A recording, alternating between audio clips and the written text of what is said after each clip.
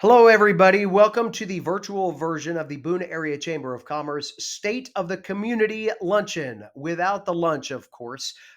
Thank you for tuning into this. For those of you that were not able to join us back on October 8th of 2025, this is the information that we shared with folks while they enjoyed a delicious lunch at the Beacon. I'm sorry that we could not attach the curry chicken salad. It was truly delicious, but we thought that you might want the information nonetheless. So here is this presentation for you today.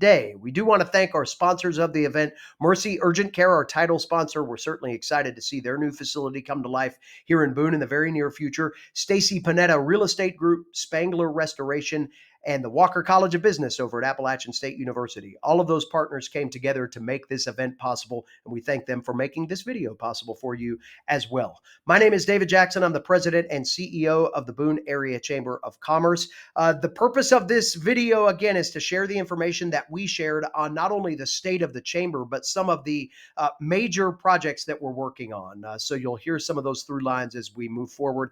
For those of you that weren't able to attend the event, we had two keynote addresses as part of this year's festivities.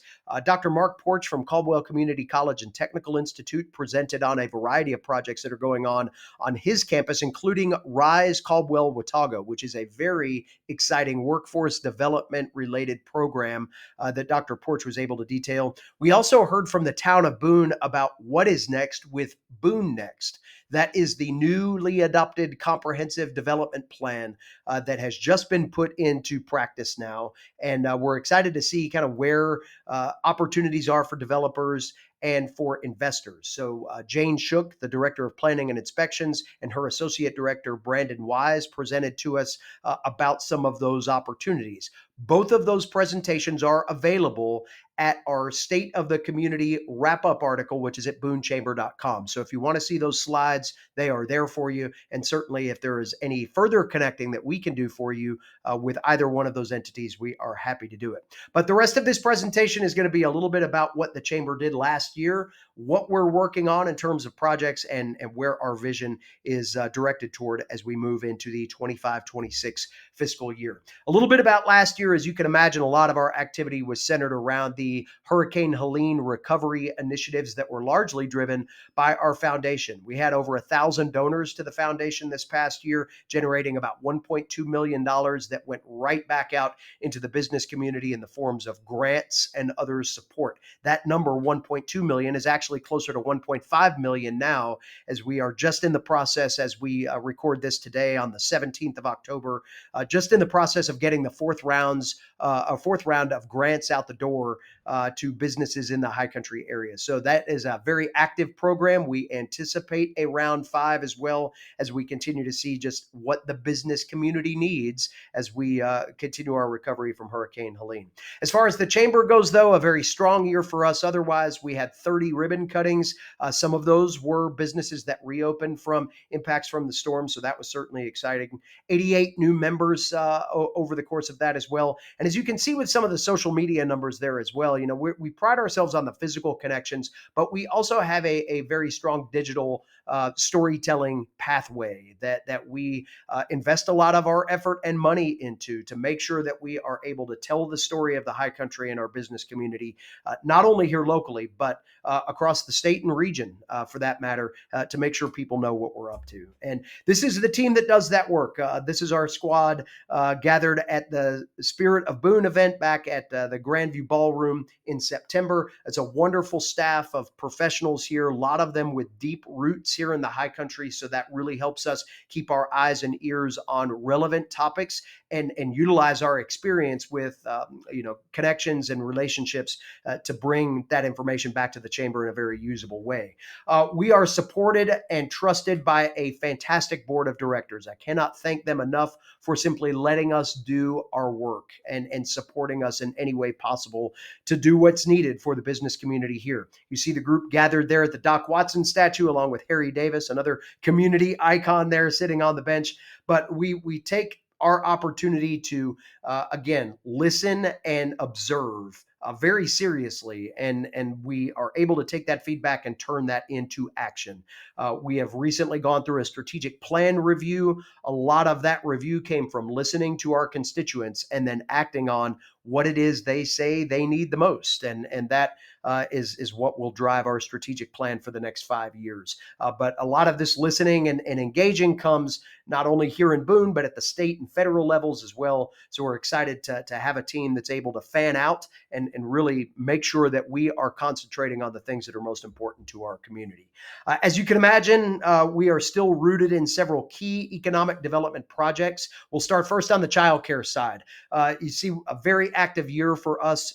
We were just recently had the opportunity to have Secretary Lee Lilly.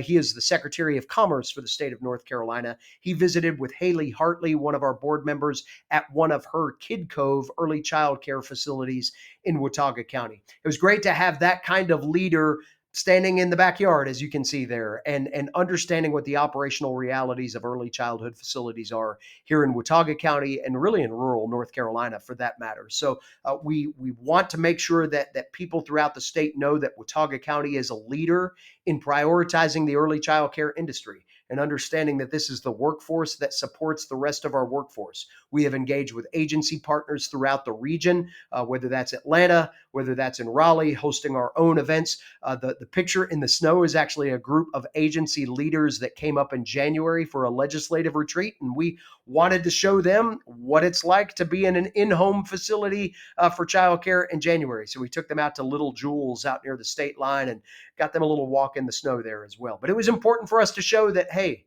in the wintertime, we still work here in this community and we need our childcare facilities to be able to service that need, whether there's no snow on the ground or a little bit of snow on the ground as there was that day. But childcare advocacy continues to be a key point for us. We are very much in support of legislative action to create a subsidy floor for centers throughout our state to make sure that they are being adequately and reimbursed for children that are on subsidies, as well as a number of other workforce support areas that we have been championing for quite some time. A lot of work with the Children's Council of Watauga County, as well as individual centers, to make this a core part of our economic development work. And quite honestly, we cannot, in good faith, recruit a business to this area unless they have places for their children to be able to stay while the work is being done. So that's one of the many reasons why this work is so important to us. When we look at housing and workforce, some really interesting things have developed in the last few years. First of all, we are seeing evidence of employers in the community really taking the housing side of this conversation and figuring out what they can do for their employees. Appalachian State University, one of the leaders in this regard, they have just recently are actually about to complete faculty housing up at the top of Bodenheimer Drive that will give their workforce a place to stay on campus. They saw that housing needs for their workforce were a priority. So it's taken a few years to get this project off the ground. But Appalachian State, the largest employer, not only in the county, but in the region for that matter, took matters into their own hands. There are other employers that are doing the same. Large employers and some very small, some of them creating just a couple of housing units, maybe on land that they operate or they have control over. But those few housing units make a difference right now in the climate that we're seeing from a housing perspective. So we're involved with a number of conversations with developers who have interest here. A lot of that interest, as you can imagine, goes toward the student housing conversation. We know that there are other housing needs, and we are advocates for housing stock of all types here because we need it all and we need it now.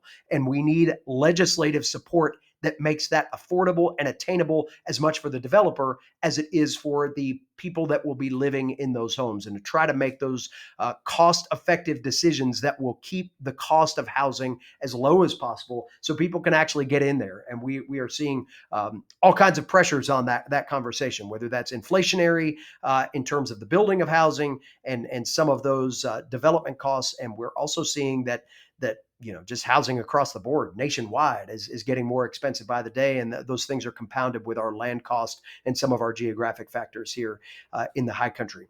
The implementation of Boone Next is going to be critical in this conversation from a housing perspective. And the Boone Town Council continues to have conversations with developers themselves. And that's encouraging to see that they are willing to meet with developers before they spend a lot of money to really flesh out a project. They want to hear, what the impact is, what the intended market is, and are able to give some feedback in that regard. As you look at workforce, though, I mentioned Rise Caldwell Watauga. That is a new program, a regional initiative for skilled employment that really focuses on apprenticeships and pre-apprenticeship opportunities, and is aligned perfectly with what we have been working on in My Future NC to drive credential attainment across all spectrums of education, across all different workforce initiatives. So these two things work hand in hand and really highlight the fact that we've got a strong CTE program here, a strong community college, certainly Appalachian State's influence. We can get people educated in a career pathway. This is just another way to be able to do that. So Tara Brosa, who is right underneath the Rise logo there, is our current chamber board chair, and she is also the new executive director of the Rise Caldwell Watauga program. So you talk about having some synergy with what the chamber's doing in probably the most impactful workforce development conversation that's going on right now. That is certainly something that we are taking full advantage of. At Vision Northwest North Carolina this past year, that's that picture in the middle there, we had a great conversation, a panel discussion that included an 8th grade student at Valley Cruces Elementary School, all the way up to people that are teaching in the faculty at Appalachian State in building sciences. We had a conversation about trades and identifying career pathways as early as possible so we can match the educational attainment goals to the needs of the community right now. And one of the big functions of this conversation was just how much Helene recovery is going to drive what that need looks like moving forward. In terms of connections outside of the core areas, we try to convene events for our local business to business connection. That is really where our wheelhouse lies. But we have been spending a lot of time building regional unity. Again, a lot of that focused around Helene recovery, but it's opened up new conversations about how we can work beyond just that one project. We've had a number of state and federal leaders here and have been able to show them all of the nooks and crannies of the high country, to show them just how Helene relief is being deployed, what some of the barriers to getting relief out to folks might be because of our unique topography here, and showcasing just a beautiful area of the state that, quite honestly, a lot of these folks don't get to as often as they should. So we've taken that opportunity to host very seriously, and certainly thank all of those folks, including Anna Stein, the First Lady of North Carolina, as you can see there, took the river trip. Heard round the world after it got magnified on Stephen Colbert's program shortly after this picture was taken. We've seen those leaders show up for us in a variety of ways. Senator Tillis, Senator Budd, very active as well. So we thank them for their visits. We also love to celebrate the business to business connections too. And this is a picture kind of down toward the bottom of the screen there of the merger that is Pearl's Kitchen and Mass General Store. So Pearl's Kitchen, operated by Tina Houston, who hosted our luncheon back in October, that you didn't get a chance to participate in. But Tina has got a new venture, Pearl's Kitchen, that just recently opened out in Valley Cruces, and that project came about because of talk between Tina and Lisa Cooper of Mass General Store. How can you bring food out to Valley Cruces? And wouldn't that be great if it was right next door to Mass General Store, which is one of the anchors in the area there? So business to business connections. If you've got a partner that you work with, that you've got a fun story to share, let us know. We love to showcase collaboration in unique ways, and that fosters further collaboration amongst others when they see that those connections are indeed possible. As you can imagine, we advocate a lot. We have seen all of the state leaders.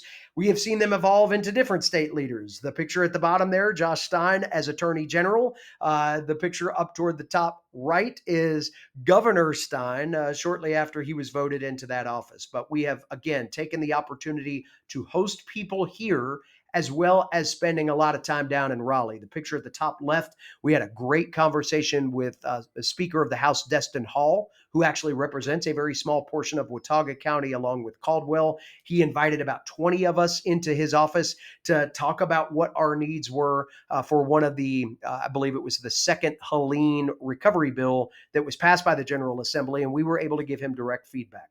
Of course, we have a great advocacy partner in the university.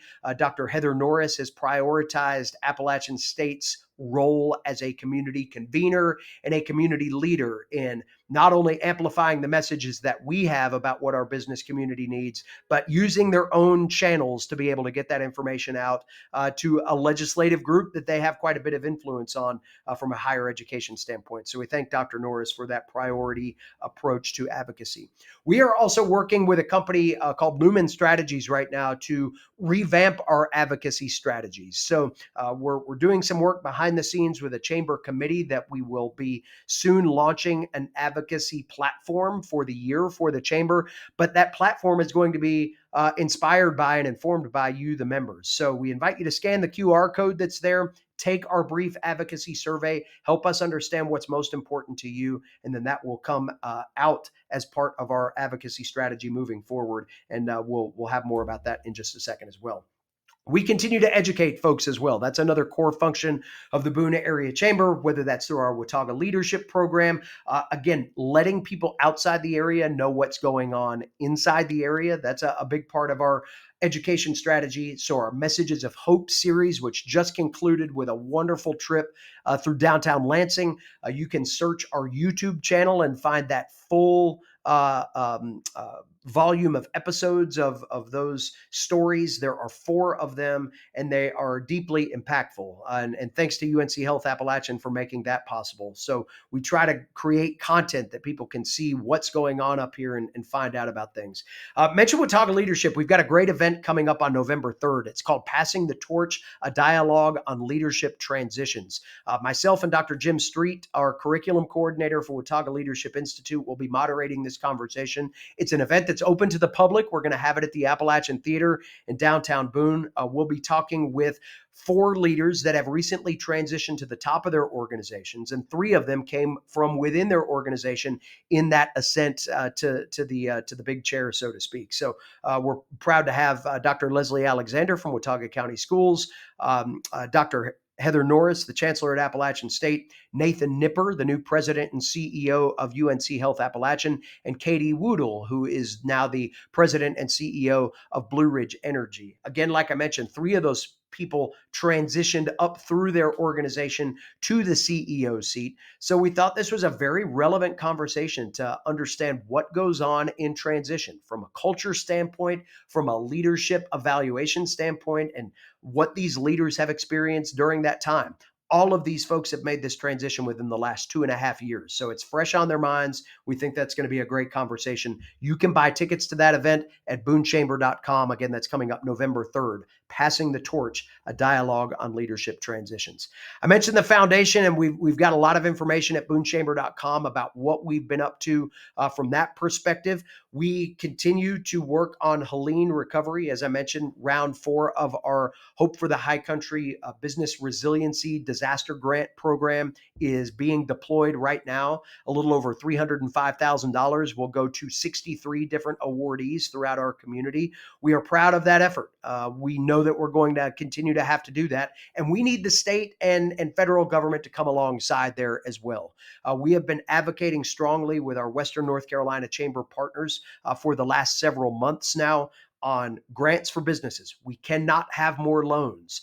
There are so many people that are burdened with loan debt, whether that was from COVID or things that they've already had to apply for with Helene. They need some help in the form of strings-free money. Now, that can be a forgivable loan. We are very much in support of that. You tell our businesses that they have to adhere to some criteria for forgiveness of those funds, and they'll do it. I know they will.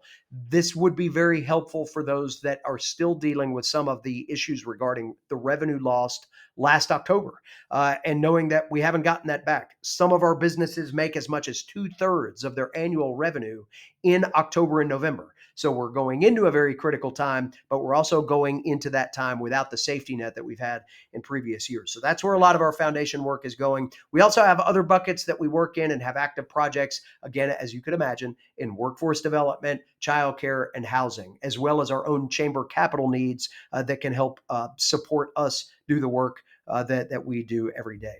So, what's next for us? What's on the horizon? Some exciting things coming up that have members in mind. First of all, Carolina HealthWorks. I can tell you a little bit about this now.